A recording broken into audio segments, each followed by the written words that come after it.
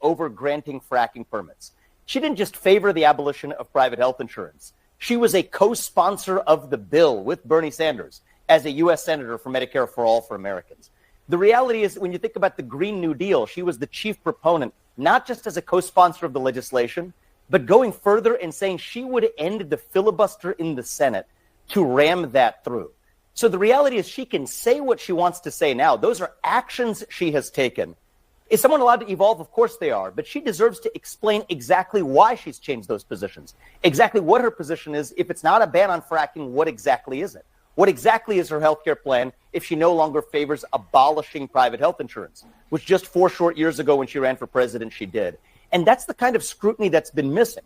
I think Donald Trump has received plenty of scrutiny, and I give credit to him for sitting for hostile interviews that Kamala Harris has. What's going on, everybody? Welcome back to the channel. Hope all's good wherever you are. We got a good video for you guys today. This host was not having it. You can tell he sees right through the lies. She did this little cupcake of an interview, this little softball interview, because that's all she does. God forbid she would answer a real question from a legit reporter. But he asked her about fracking in Pennsylvania because he's from Pennsylvania, and that's quite important. The only reason she's anti-fracking right now is because she needs to win that state.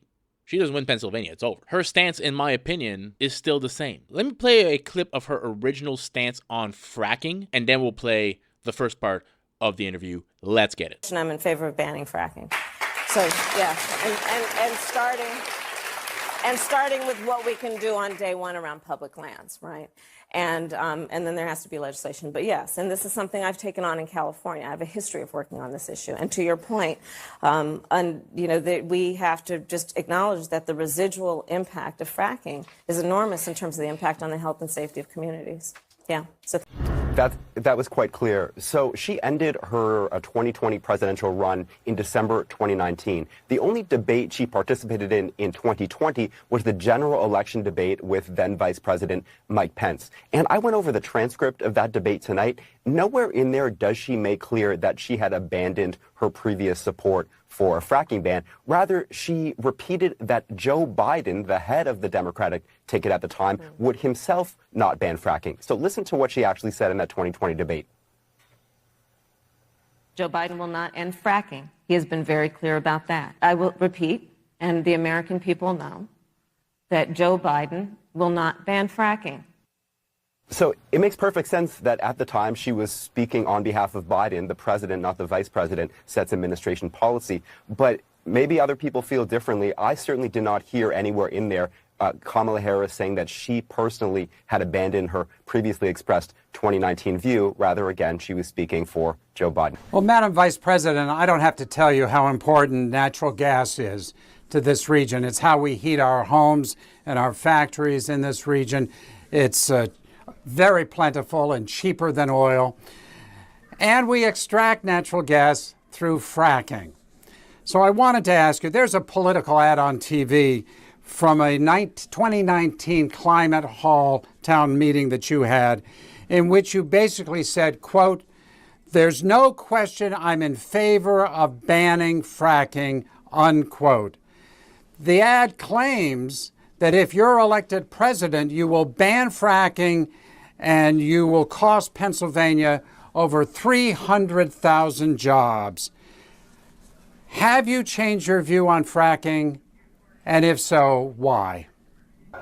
So let me start by saying that that ad, as you described it, is absolutely a mischaracterization that I think is intended to make people afraid of my presidency. And let me be absolutely clear, as I've been when I said it back in 2020. I will not ban fracking. I did not as vice president. In fact, I cast the tie-breaking vote to open up more fracking leases. And my perspective on this is grounded in a number of things, including that we don't have to ban fracking to do the work that we can do to also invest in a clean energy economy. So that's where I stand, period. As President of the United States, I will not ban fracking. I did not as Vice President of the United States. And frankly, I think some of those ads are misleading intentionally to suggest to folks that they should be afraid, because on the other side, what you've got in my opponent is somebody who could and has not really done much about lifting up the middle class. My perspective on this issue is that I'm going to bring jobs back to rural communities. I'm going to make sure that we invest in those communities that have done the kind of work that you have in mind when we talk about Pittsburgh, when we talk about the greater aspect of Pennsylvania, and I'm going to keep doing that work. It would be no problem with changing your mind. J.D. Vance changed his mind about Trump. The difference is he said, hey, listen, he goes on all these interviews and point by point says, this is why I changed my mind.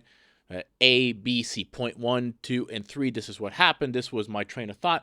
That's what she needs to be doing. You can't just dodge the question and have these word salad answers.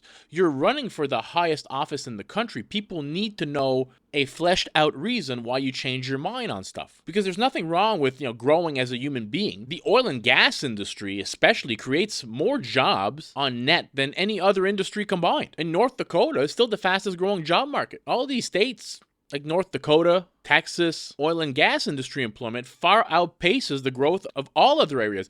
And these jobs pay good. Like on average, oil and gas production job, they pay $120,000 a year or more, double that of what most industries pay. Let's get back to it. Quick questions, Madam Vice President.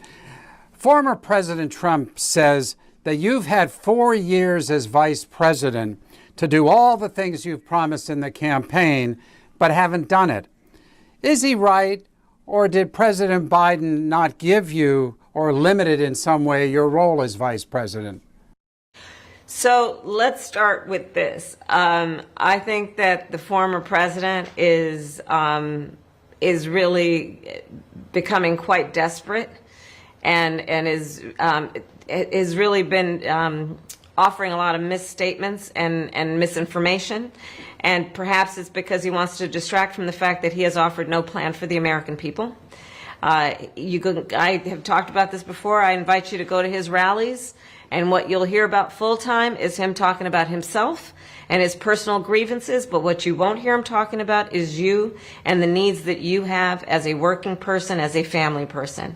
My plan is about building an opportunity economy where I'm going to give first-time home buyers a $25,000 down payment assistance so they can get their foot in their door to be able to be a homeowner. My plan is about $6,000 tax deduction for middle-class families for the first year of their child's life to help them buy a crib or a car seat. My plan is about getting a $50,000 tax deduction to start up businesses, to our small businesses, knowing that they are part of the backbone of America's economy. Those are my plans. And I think that, unfortunately, what we've got on the other side is someone who wants to distract from the fact that his plan is about giving billionaires and big corporations a tax break like he did the last time and doing that again. But you would acknowledge that as vice president, you can't do the things that you can do as president. Well, absolutely. There's only one president of the United States. But I have been very excited to spend time in Pittsburgh and in Pennsylvania. I was just in Pittsburgh actually talking about my economic plan, but to spend time in Pittsburgh and in the rest of the state talking with folks about what I intend to do as president. And I am so honored and humbled to have received a lot of the support from the folks in that beautiful city of Pittsburgh and around the state, because I believe that what I'm talking about in terms of lifting up American workers and American families is something people want to know that their president will do. Her tax plan is insane. It is for crazy people. And the reason I say this is because anytime you start talking about taxing unrealized capital gains, which Kamala Harris wants to do, she does want to tax unrealized capital gains. She says it's only for the wealthy, and this was something that was proposed by our man, Joe Biden. Come on, man. Originally, this guy proposed it, but Kamala Harris does support it. It's in her plan. And if you don't know, maybe you're a younger person and you're still in university or high school and you don't know what an unrealized capital gains is, it's a hypothetical profit that you might make one day by selling a capital or an asset like a house or a piece of stock at a price higher than what you would have originally bought it at. So let's say you bought a piece of stock at, say, $200, right? And it rises to $300. You would have an unrealized capital gain of $100 if you never sold this stock. However, you would only realize the gains once you sell the stock, thus locking in that $100 profit. But by taxing unrealized capital gains, what Kamala wants to do is she would be taxing fictional profits, money that you've not made yet. You don't technically have that in your possession. Because remember, the price of assets like stock or precious metals, real estate bonds, or gold, silver, whatever, they don't always go up. Sometimes they do go down. So you might actually end up having to pay capital gains on assets that actually lose money if Kamala Harris becomes president. You think the economy is not bad enough already? You think you don't have enough money now? Wait till this tax system comes in. Now, I know what you're going to say. She only proposes to tax the wealthy, the people who are making $100 million or more. This always ends up trickling down to the middle class. Under her proposal right now, they would say a family with over $100 million would have to pay 25% taxes on unrealized capital gains. And one, even if they're really wealthy, I don't think they should pay more tax. I don't believe in taking taxes from an efficient system like a big business or somebody with a lot of money and giving it to a very corrupt, inefficient system like the government. I don't believe in it. But these people would owe a 25% minimum tax. That includes unrealized capital gains. Now, this is why it's very concerning, because it will not end up being only for the ultra-wealthy. Regular income tax at one point was only for the ultra-wealthy, and I'm guessing everybody listening to this is paying income tax, and you might not be ultra-wealthy. When income tax first came into place, they originally only applied to the 1% of Americans, top 1%. But once the government realized how much freaking money they were making off of taxes, that slowly trickled down to the middle class, to the lower class, and now to everybody.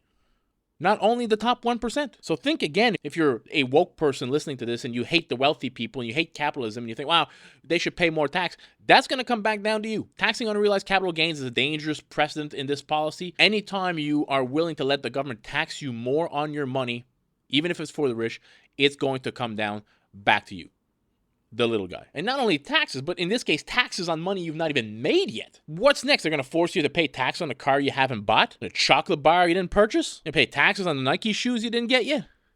Like, where does it stop? It's insane. Hope you all enjoyed this video. Smash that thumbs up button if you did. Consider subscribing to the channel, help it grow. Catch you all in the next video. Peace out, everybody.